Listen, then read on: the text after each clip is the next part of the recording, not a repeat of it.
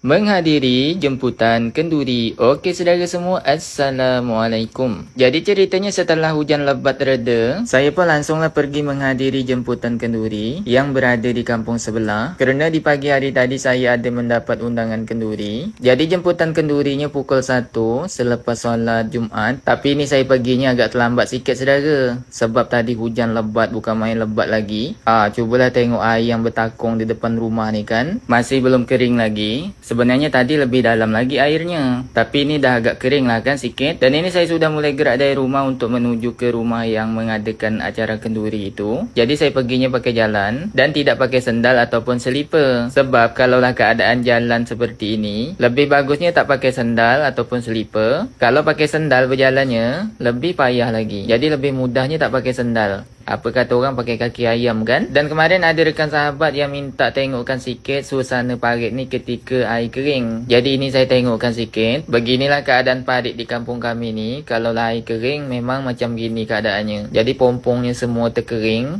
Kalau nak keluar, nak pergi ke pasar, tunggu pula air pasang. Baiklah saudara, jadi saya teruskan lagi perjalanan saya untuk menuju ke rumah yang ingin saya tuju. Rumah yang ingin saya tuju ni kalau berjalan kaki dari rumah saya sekitar 15 menit. Tak jauh juga kan. Tapi rumahnya berada di kampung sebelah. Dikarenakan kampung kami dengan kampung yang saya tuju ni tidak berjauhan, hanya dekat-dekat aja kan jaraknya. Jadi makanya berjalan kaki sekejap dah tiba kan ke kampung orang lain. Dan ini saya sudah berada di dekat rumah yang ingin saya tuju. Tiba di dekat sini saya dengar orang di dalam rumah sudah membaca wirid sebelum doa. Jadi saya pergi tadi memang agak terlambat sedikit. Kerana saya dengar orang sudah membaca wirid sebelum doa, saya pun cepat-cepat lah kan. Kalau lambat-lambat nanti ada pula orang sudah membaca doa. Kalaulah sudah baca doa, kita datang ni agak segan sikit saudara. Nanti kata orang kita numpang makan pula kan. Jadi ini saya sudah tiba di depan rumah. Ketika tiba di depan rumah ni, saya pun langsunglah untuk masuk ke dalam. Dan tak lama saya masuk duduk di dalam rumah ni, doa pun langsung dibacakan. Bismillahirrahmanirrahim.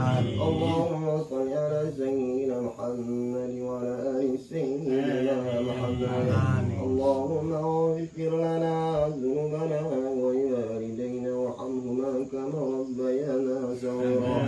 Jami'al muslimina wal muslimat wal mu'minina wal mu'minat al-ahya'i minhum wal amwat. Wa taj'al bainana wa bainahum bil khair rabbi waghfir warham anta khairur rahimin. La hawla wa la quwwata illa billahil aliyyil azim. Setelah selesai pembacaan doa, lepas tu hidangannya pun diangkatkan. Jadi kalau di dekat kampung ni kawan-kawan semua sudah tahulah kan. Kalau ada acara kenduri, pasti kalau di daerah kampung kami ni menggunakan hidangan macam gini. Jadi hidangannya pakai talam. Untuk satu talam ni nanti makannya 4 atau 5 orang kan. Dan dikarenakan hidangan sudah diangkatkan, jadi kami pun langsunglah untuk makan bersama. Dan inilah menu-menu pada hari ini nampaknya saudara. Bukan main sedap lagi nampaknya kan menunya. Apalagi ada padri nanas ni saudara. Bukan main suka lagi saya saudara kalau ada padri nanas ni. Ada yang sama tak? Jadi setelah siap kami makan tadi, lepas tu kami duduk-duduk sekejap di depan. Berbual sekejap. Lepas tu kami pun langsunglah balik ke rumah masing-masing. Dan ini saya sudah dalam perjalanan. Cubalah tengok buah cempedak saudara. Bukan main banyak lagi belulut buah dia kan. Tapi sekarang ni belum masak lagi buahnya. Kemungkinan dalam 1 minggu atau 2 minggu lagi buah cempedak ni dah mulai masak.